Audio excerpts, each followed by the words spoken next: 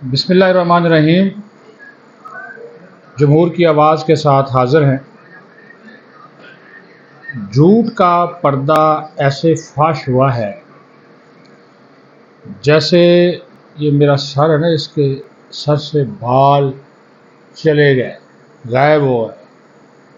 تو اسی طرح یعنی کہ یہ ایک سچائی ہے، اور اسی طرح یہ بھی سچائی ہے کہ عمران خان جو کہتا تھا کہ مجھے ڈیتھ سیل میں رکھا گیا ہے، قید تنہائی میں رکھا گیا ہے، تو آج وفاقی حکومت نے ان کے اس دعوے کی دھجیاں بخیر کر رکھ دی ہیں اور تصاویر جاری کر دی ہیں، سپریم کورٹ میں رپورٹ پیش کر دی ہے، کون کون سے لوگ اس سے ملے ہیں اس کی تفصیلات بھی فراہم کر دی ہیں کہ ستمبر 2023 سے لے کر مئی 2024 تک 404 افراد مختلف مواقع کے اوپر اس سے ملے ہیں، ٹھیک ہے جی، جس میں اس کی بیگم بشرا بی بی کی ساتھ اس کی تنہائی میں 6 ملاقاتیں بھی شامل ہیں، ٹھیک ہے۔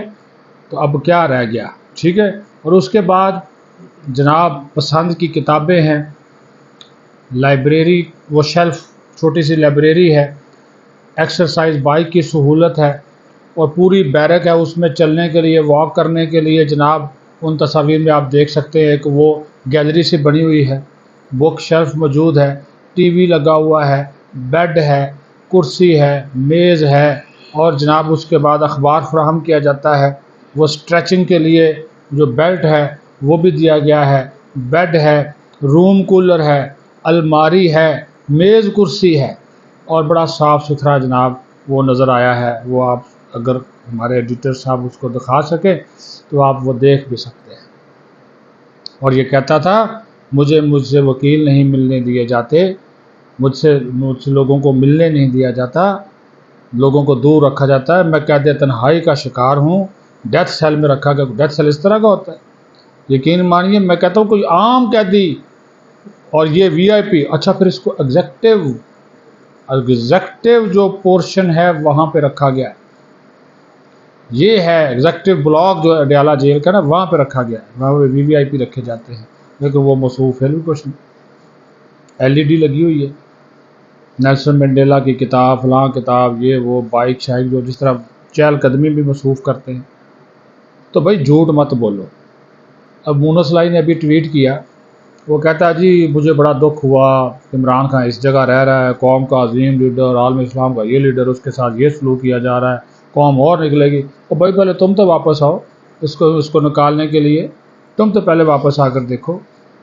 لیکن دوسری طرف جو دوسرا پہلو ہے اس کی طرف بھی آ جائے کہ جب سے یہ دوسرا پہلو ہے کہ اب میں آپ کو بتاؤں گا نا کہ یہ ظلم و ستم کی انتہا، کہ جب سے اس نے اس سے شادی کی پنکی پیرنی سے، جس طرح جادو ٹونے کے ذریعے یہ اپنی حکومت جو ہے وہ چلاتا رہا، ٹھیک ہے جی، وہ آپ اس کا تصور بھی نہیں کر سکتے کہ کس طرح اس نے بیڑا غرق کیا ملک کا۔ جو اعداد و شمار، جو کچھ تفصیلات ہم نے حاصل کی وہ میں آپ کو بتا دیتا ہوں، ٹھیک ہے جی۔ ایک تو اس کے دور میں یعنی کہ عمران خان کے دور میں کرپشن کا جو پرسیپشن تھا، پرسیپشن انڈیکس کرپشن کے حوالے سے وہ بڑے مارجن سے خراب ہوا۔ پھر چور ڈاکو، یہ نواز شریف، شہباز شریف، زرداری، وہ ایک منترا گاتا رہا، اس سے ملک کی تمام معاشی سرگرمیاں بڑھ گئیں۔ جو ملک کی جی ڈی پی تھی وہ جناب $375 بلین سے کم ہو کر اس کے دور میں $275 بلین ہو گئی۔ اربوں روپے کی دولت پی ٹی آئی کے سیاستدانوں نے کمائی، مال کمایا، جبکہ دیگر سیاستدانوں اور جو صحافی تھے وہ زیر عتاب آئے، اور نیب کو بھی اس نے ذاتی اور سیاسی پوائنٹ سکورنگ کے لیے استعمال کیا۔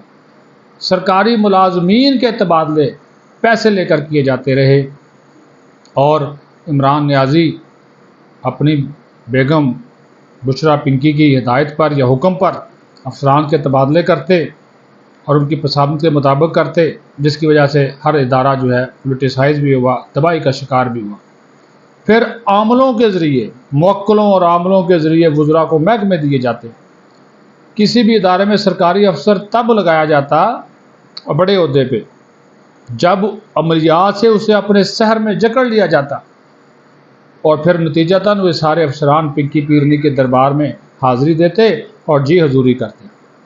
توشہ خانہ سمیت نہ صرف تحائف بیچ کر کھا لیے گئے، بلکہ اس جال سازی کی وجہ سے جو بدنامی ہوئی وہ الگ سے ہے۔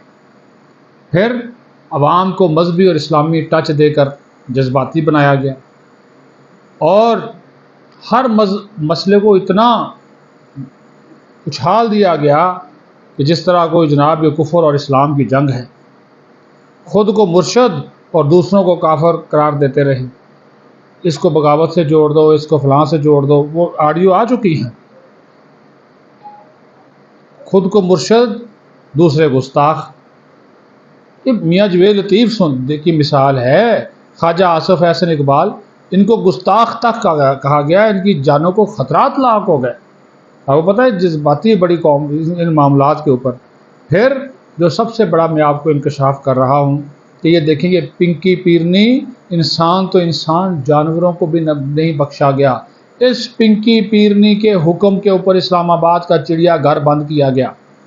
کہا گیا کہ جناب موکلین نے بتایا ہے، عاملین نے بتایا ہے کہ عمران خان سے ایک مخصوص فاصلے تک کوئی جانور قید نہ ہو، لہٰذا جناب کالے عمل کے ذریعے کئی جانوروں کو زندہ جلا دیا گیا۔ وزیر اعظم ہاؤس کسی بنگالی عمل کا نقشہ پیش کرتا تھا، سفلی عملیات کے لیے کئی 100 مرغیوں کو زندہ جلایا گیا۔ یہ ریکارڈ کا حصہ ساری چیزیں۔ پھر فرا گوگی اور عثمان بزدار، جو بیچارہ کونسلر نہیں بن سکتا تھا، اس کے وزیر اعلیٰ بنا دیا گیا۔ پھر ٹک ٹاکر بلایا گیا وزیر اعظم ہاؤس میں، وہ حریم شاہ پتہ نہیں کون کون سی، وہ جنت مرزا، سب کو بلا کر جناب وزیر اعظم کی کرسی پر بنا کر بدنام زنامہ ٹک ٹاکر، اور پھر اس کا مذاق اڑایا گیا وزیر اعظم ہاؤس کا۔ اور اس کے ساتھ ساتھ خاور منیکا کا گھر، اس کی اولاد، سب کا سکون اس سے تباہ کیا۔ یعنی کہ اس خاتون نے، پنکی پیرنی نے بھی اپنی خواہشات کو پورا کرنے کے لیے نہ صرف اپنا سابق شوہر اور بچوں کو چھوڑا، بلکہ بعد میں اپنے ہی خاندان کو ڈسا، جس کی وجہ سے وہ خاور منیکا آج کل بیچارہ روتا پھر رہا ہے اور انصاف کے لیے دربدر ہے۔ جب سزائیں ہوئیں تو پاکستان کی بدنامی وہ شروع کر دی گئی، اور ریاست کے خلاف پروپیگنڈا وہ جاری ہے، اب تک جاری ہے۔ یہ ان کا حال ہے۔ تو یہ میں نے 2 پہلو آپ کے سامنے رکھ دیے کہ جناب اس کی حقیقت کیا تھی جب حکومت میں تھا، اور اب جیل میں ہے تو کس طرح عیاشی کر رہا ہے۔ یہ دیکھ لیں آپ، یہ منظر دے لیں، اور کہتا میں قید تنہائی کا شکار ہوں، میں جناب ڈیتھ سیل میں مجھے رکھا گیا ہے۔ خدا نہ خواستہ اگر مجھے جیل جانا پڑ جائے تو میں تو اس طرح کی جیل میں رہنا، مجھے اس طرح کی سہولیات ملیں تو کیا ہی بات ہے۔ یہ تو جیل ایسی وی پی آئی پی زندگی، مرضی کا کھانا، مرضی کا کچن، مرضی کا کوک، ٹھیک ہے، جو دل کرے عیاشی کرے، کماؤ۔ یہ ساری جو ہے وہ صورتحال ہے، اس کے حقائق آپ کو بتانا بہت ضروری تھے۔ اپنا خیال رکھیں، بہت شکریہ۔